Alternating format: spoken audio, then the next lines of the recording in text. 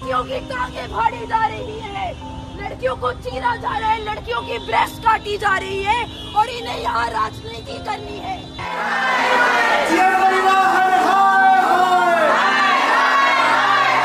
12-13 अगस्त यानी कि इसी महीने की तारीख की ये बात है। एक रोडवेज बस का कंडक्टर, उसके पास जो भी कैश था वो अपने उस कैश को जमा करने के लिए कैशियर के पास जाता है, यानी कि ISBT देहरादून। वहां जब वो कैश जमा करवा रहा था तब वहां वो जो कैशियर की सीट पर एक शख्स बैठा था, उसने पूछा कि आज तुम्हें देरी कैसे हो गई, तुम तो लगभग 7-8 बजे के आसपास यहाँ पहुंच जाते हो। और जैसे ही इस कंडक्टर से ये बात पूछी गई, ये कंडक्टर ढंग से जवाब नहीं दे पा रहा था। तो फिर उस कंडक्टर ने कैशियर से कहा कि साहब आपको कुछ चाहिए तो आप बताइए। कैशियर ने जब ये बात सुनी तो वो थोड़ा सा सोचने पर मजबूर हो गया, ये किस चीज के बारे में बात कर रहा है। उसने कहा कि एक लड़की है, अगर आप चाहो तो उससे मुलाकात कर सकते हो। जैसे ही कंडक्टर ने उस कैशियर को ये बात कही तो कैशियर ने सारे कैश को ऐसे ही किसी के हवाले छोड़ दिया और कहा ठीक है, मैं अभी कुछ देर में आता हूँ। कैशियर उस कंडक्टर के साथ जाता है रोडवेज बस में, जो वो वहाँ देहरादून की एक बस खड़ी थी, उसी बस के अंदर एंटर करते हैं तो वहां वो दो ड्राइवर एक लड़की के साथ, जिसकी उम्र करीबन 16 के आसपास की थी, तो उसके साथ जबरदस्ती कर रहे थे। जैसे उन दोनों ड्राइवरों ने कैशियर को देखा कि कहा साहब आए हैं, और फिर उन्होंने कहा चलो पहले इन्हें करने देते हैं, बाद में देखते हैं। बारी बारी उस लड़की के साथ वो लोग वही कर रहे थे जो कि आप लोगों को कोलकाता केस में सुनने के बारे में मिल रहा है। वो लोग वहां से ये कर चले गए। उस लड़की को जाना था पंजाब के पटियाला। अगर उस लड़की को वहां पटियाला की बस मिल गई होती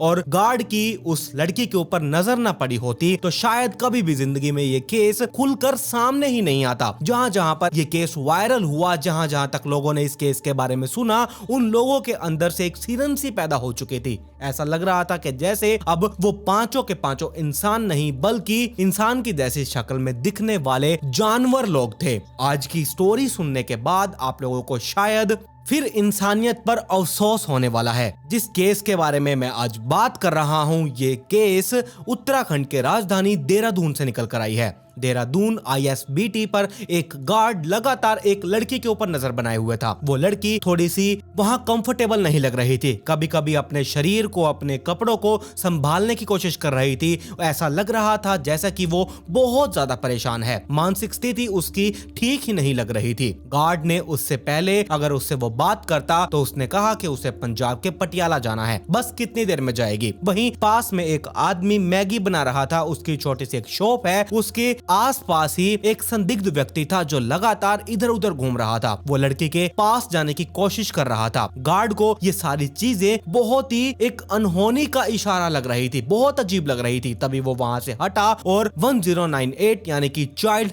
हेल्पलाइन में कॉल कर देता है और कहता है कि साहब इस ISBT के प्लेटफॉर्म नंबर 12 पर एक लड़की खड़ी हुई है, बहुत अजीब लग रही है। अगर आप लोग आकर देखेंगे तो हो सकता है आप लोग उसे थोड़ा सा अच्छे से समझ पाएं। गार्ड ने जब ये फोन किया, उस फोन करने के बाद थोड़ी देर बाद पुलिस भी आ चुकी थी। चाइल्ड वेलफेयर कमेटी के वहां पर टीम पहुंच चुकी थी। उस लड़की को अपने साथ लिया और उसकी वहां मनोदशा कुछ अच्छी नहीं लग रही थी। जो वो लोग सवाल जवाब उस लड़की से कर रहे थे, वो उन सवालों के जवाब दे ही नहीं पा रही थी। उससे पूछा गया कि तुम कहाँ की रहने वाली हो। उसने बताया कि वो पंजाब पटियाला की रहने वाली है, वहीं वो जाना चाहती है। लड़की को भूख लगी थी, उसे खाना खिलाया गया, उससे बातचीत की गई। उसकी हालत बहुत ज्यादा अजीब किस्म की हालत थी। उस लड़की से कहा गया कि तुम घर चलो। उस लड़की को घर ले जाया गया। उस लड़की के साथ प्यार से, सलीके से, बहुत नरमाई से बातचीत कर रहे थे। जो खाने को वो मांग रही थी, वो खाने की उसकी डिमांड पूरी की जा रही थी ताकि वो बोल सके कि वो लड़की आखिरकार कुछ कहना चाहती है लेकिन वो कह क्यों नहीं पा रही। उसके मुंह से उगलवाना था कि आखिरकार वो इतनी अनकंफर्टेबल फील क्यों कर रही है। एक अजीब सी दुनिया में वो घूम रही थी और अजीब अजीब तरह के उसे लोग मिल रहे थे और जिसको भी वो देख रही थी, खास तौर कर वो जब भी आदमी को यानी कि एक मैन को वो देख रही थी तो वो डर जाया करती थी। तभी वहां महिलाओं को बुलाया गया उससे बातचीत करने के लिए और 2-3 दिन यहाँ लगातार बीत चुके थे। तब उस लड़की ने कहा कि उसके साथ गंदा काम हुआ है। बस इतना कहने की वो स्थिति में थी और इतना ही उसने बोल दिया कि ये गंदा काम हुआ है, किसने ये काम किया, किसने नहीं किया। अब वो लोग ये जानना चाहते थे कि ऐसा कौन सा शख्स है जिसने इस लड़की के साथ ये सब किया। आखिरकार पुलिस वाले उसी तारीख में वापस जाते हैं यानी कि 12-13 अगस्त 2024 की उस रात में जिस रात को वो लड़की उन्हें मिली थी। और देहरादून के ISBT के बस स्टैंड पर जितनी भी रोडवेज बसें वहां पर थी और वहां पर जो CCTV कैमरास लगे हुए थे उन कैमरास को बारीकी से खंगाला गया। सब देखा गया। वो संदिग्ध आदमी जो उस लड़की के इर्द गिर्द ढूंढ रहा था वो वही शख्स आसपास कहीं और भी दिखाई दिया। उस आदमी की फोटो निकलवाई गई और रोडवेज डिपो में जितने भी लोग काम कर रहे थे उन लोगों को ये फोटो दिखाई गई और पूछा कि क्या तुम लोगों ने इस शख्स को कहीं देखा है। तभी अलग अलग लोगों ने कहा कि हाँ हम इसे जानते हैं। और जैसे ही उसके बारे में पता किया तो उसका नाम पता जब निकलकर सामने आया तब पुलिस वाले उसे ढूंढकर उसे अरेस्ट कर लेते हैं। अरेस्ट करने के बाद उससे पूछते हैं कि क्या माजरा है, पूरी कहानी क्या है, तुम अपने आप से बता देते हो या प्यार से बता देते हो तो बहुत बढ़िया है, नहीं तो फिर जो पुलिस वालों का तरीका होता है या फिर उस तरीके से तुम बताओगे। जब पुलिस वालों ने सख्ताई से पूछताछ की तब उसने कहानी सुनाई। इस कहानी को सुनने के बाद आप लोगों को भी बहुत बुरा लगेगा, आप लोगों की रूह कांप जाएगी। एक और केस ऐसा कोलकाता अनदर केस निकलकर सामने आया है। अनदर कोलकाता केस ऐसा निकलकर सामने आया जिससे आप लोगों की रूह कांप जाएगी और आप लोग कहेंगे कि ये लोग तो रुकने का नाम तक नहीं ले रहे। अभी 9 अगस्त को ही इतना बड़ा कांड कर दिया गया और यहाँ फिर उसके 2-3 दिन बाद 12 अगस्त को फिर से यही कांड कर दिया गया। बस वहां लड़की और थी और शख्स अलग अलग थे। बस काम वो एक ही था। जो भी हरकतें की गई वो सच में इंसानियत को शर्मसार कर देने वाली है। मैंने पहले भी बहुत सी स्टोरीज में कहा है, अब भी कह रहा हूँ, कलयुग है, इसे रोक पाना बहुत मुश्किल है। हम लोग जितनी कोशिशें कर रहे हैं हमें वो कोशिशें और ज्यादा करनी होंगी, नहीं तो ये सिलसिला ऐसे ही लगातार चलता रहेगा। और यही स्टोरी नहीं बल्कि मेरे माइंड में ये स्टोरी कवर करते हुए 2 स्टोरीज और ऐसी हैं जो कुछ इसी से ही रिलेटेड हैं और आजकल के टाइम पर ही हुई हैं, वो भी मैं आप लोगों के सामने जरूर लेकर आऊंगा। ऐसे ही कोलकाता केस जो वायरल हुआ है इन केसेस को भी वायरल करो। जो भी यहाँ इसके फैमिली की डिमांड होगी इसे इंसाफ दिलाओ, इसे पूरा करने में पूरी हेल्प करो। 12 अगस्त 2024 की ये बात है। शाम के करीब 4 बजे के आसपास का टाइम था। दिल्ली के कश्मीरी गेट पर यानी कि ISBT पर एक लड़की खड़ी हुई थी और वो लोगों से पूछ रही थी कि मुझे पंजाब के पटियाला जाना है कि मैं कौन सी बस पकड़ूं। अब उस ISBT पर सैकड़ों नहीं बल्कि हजारों बस खड़ी रहती हैं, ये तो आप लोगों को पता ही होगा। और दिल्ली के अलग अलग दिशा में वो बसें जाती हैं, फैल जाती हैं और वो लड़की कंफ्यूज थी, परेशान थी कि वो कौन सी बस में जाकर बैठे, मुझे यहाँ पटियाला की बस कहाँ मिलेगी। जिस व्यक्ति से पूछा गया उसने कहा तुम परेशान मत हो, वो सामने बस खड़ी हुई है, तुम इस बस में बैठ जाओ। अब दिल्ली से वो बस देहरादून के लिए चलने वाली थी। उस बस में उस लड़की को बिठा दिया जाता है, कोई किराए की फिक्र नहीं थी। उस लड़की को कहा गया कि जब भी तुम्हारा स्टेशन आएगा जहाँ तुम जाना चाहती हो मैं तुम्हें आराम से बता दूंगा, तुम उतर जाना। अब धीरे धीरे वो बस चलने लगी। रात के 10:30 बजे के आसपास वो बस उत्तराखंड की राजधानी देहरादून जो उसका बस स्टैंड है ISBT वहां पर जाकर रुक जाती है। और जब वहां एक एक करके सारी सवारी उतर जाती है, बस खाली हो चुकी थी, वो लड़की अकेली उस बस में बची थी और उसके अलावा कंडक्टर और ड्राइवर उस बस में थे। उस लड़की के पास वो लोग गए, उसने कहा कि तुम्हारा स्टेशन आ ही चुका है, बस एक बस और बदलनी है, थोड़ी देर की बात है, तुम थोड़ी देर हमारे साथ टाइम स्पेंड करो। अब उन दोनों ने, कंडक्टर और ड्राइवर ने, उस लड़की को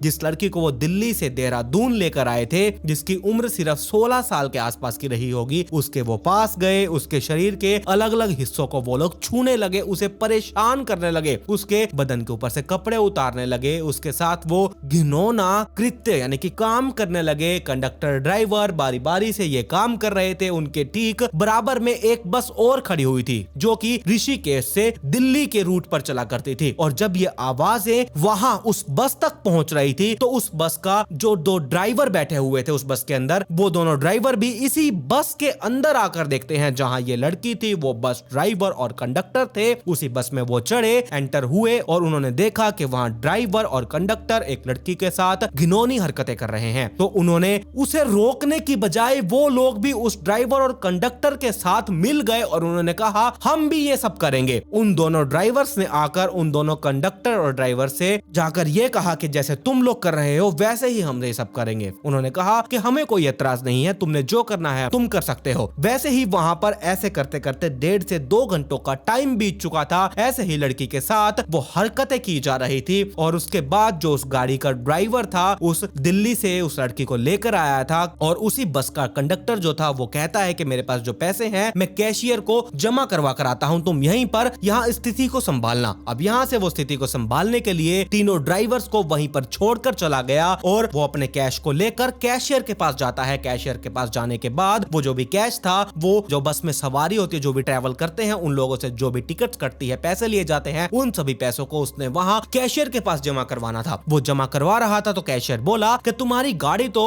दिल्ली से 10:30 बजे के आसपास आ चुकी थी, तो तुम 2-2.5 घंटे के बाद यहाँ पर क्या कर रहे हो? तो उसने कहा कि साहब वैसे ही थोड़ा बहुत बिजी हो गया था। तो उस कैशियर ने फिर कहा कि तुम्हें तो कैश जमा करवाने की हमेशा जल्दी रहती है, तो तुम इतनी देर कैसे कर गए, मुझे कुछ समझ में नहीं आ रहा। जब कैशियर ने तरह तरह के सवाल उस कंडक्टर से पूछना शुरू किया तब वो सवालों के सामने ज्यादा देर टिक नहीं पाया और उसने कहा कि मेरी गाड़ी के अंदर एक लड़की है, अगर तुम चलना चाहो, उससे मिलना चाहो तो आराम से मिल सकते हो, कोई दिक्कत नहीं है। कैशियर ने जैसे ही इस बात को सुना वो एकदम खुश हो जाता है, उसके मुंह पर रौनक आ चुकी थी, वो चैक चुका था और जब वो उस बस के अंदर जाकर देखता है तो वहां पर 2 ड्राइवर उसके साथ गंदी हरकतें कर रहे थे। उन दोनों ड्राइवरों की नजर जब कैशियर के पास पड़ी तब कैशियर को देखते ही उन्होंने कहा कि साहब को यहाँ पहले कुछ काम करने दो, उसके बाद फिर हम इसके साथ कर लेंगे। अब कैशियर ने भी उसके साथ वही घिनौना गंदा हरकतें की और पहले यानी कि ड्राइवर, कंडक्टर और उसके बाद जो दूसरी बस थी उसमें से 2 ड्राइवर निकल कर आए, उन्होंने भी हरकतें की और उसके बाद कैशियर ने भी यहाँ ये सब किया। मतलब कि यहाँ 5 लोग इतनी दरिंदगी करने पर आ चुके थे, उन्होंने उस लड़की के बारे में थोड़ा सा भी नहीं सुना। सामूहिक उन्होंने ये हरकतें की।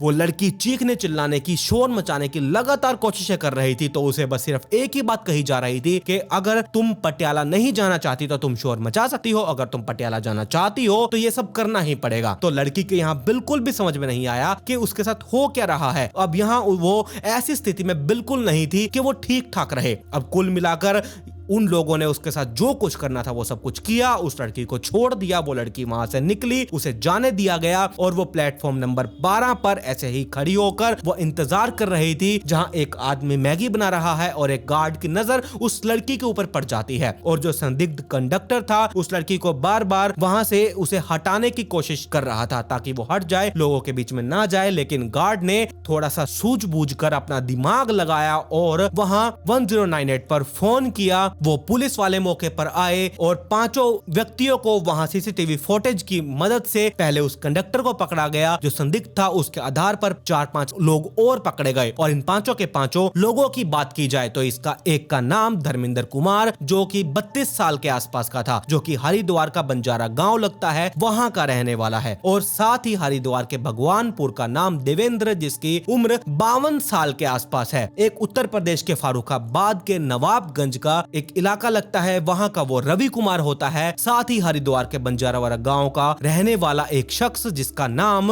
राजपाल जिसकी उम्र करीबन 57 साल के आसपास की होती है, और एक और जो देहरादून के पटेल नगर का रहने वाला राजेश कुमार होता है। इन 5 लोगों को पुलिस वालों ने गिरफ्तार किया। गिरफ्तार करने के बाद बारी बारी से इन लोगों से पूछताछ की गई और सच में इस घटना के बारे में जब लोगों को पता चला तो लोग सहर चुके थे, दहल चुका था उनका दिल। एसएसपी राजेश कुमार ने इनके खिलाफ 17 अगस्त 2024 को फाइल दर्ज करवाई और उस लड़की के बारे में पूछा गया कि वो लड़की कहाँ की रहने वाली है। लड़की ने बताया पंजाब के पटियाला की वो रहने वाली है, लेकिन जब उसकी इन्वेस्टिगेशन की गई, जांच पड़ताल की गई तो ये पता चला कि उत्तर प्रदेश के जिला मुरादाबाद का एक थाना लगता है मुरापाड़ा थाना क्षेत्र का एक गांव लगता है, उस गांव की वो लड़की रहने वाली थी। अब देहरादून के पुलिस वालों ने उस गांव में जाकर उस लड़की के माता पिता से संपर्क किया, उनसे बातचीत की और अभी तक वो लड़की ये कह रही थी कि उसके माँ बाप दोनों मर चुके हैं, जबकि माँ बाप भी जिंदा है। भाई उसका रामपुर में मजदूरी करता है। और उस लड़की के माँ बाप से पूछा गया कि तुम्हारी लड़की कहाँ पर है, तब उसके माँ बाप ने बताया कि 12 दिन पहले वो लड़की यहाँ से निकल चुकी थी। इससे पहले भी वो 1-2 बार गई है, लेकिन इस बार कब कैसे वो निकल गई घर से, हमने उस लड़की को हर जगह पर तलाशने की कोशिश की, लेकिन करे तो क्या करे, वो हमें मिल ही नहीं पाई। अब वो लड़की को माँ बाप के पास सौंपने की कोशिश की गई तो उस लड़की ने अपने माँ बाप के पास जाने से ही इनकार कर दिया कि मुझे इनके साथ नहीं जाना है। तो ये क्या माजरा था, तो तब पता चला कि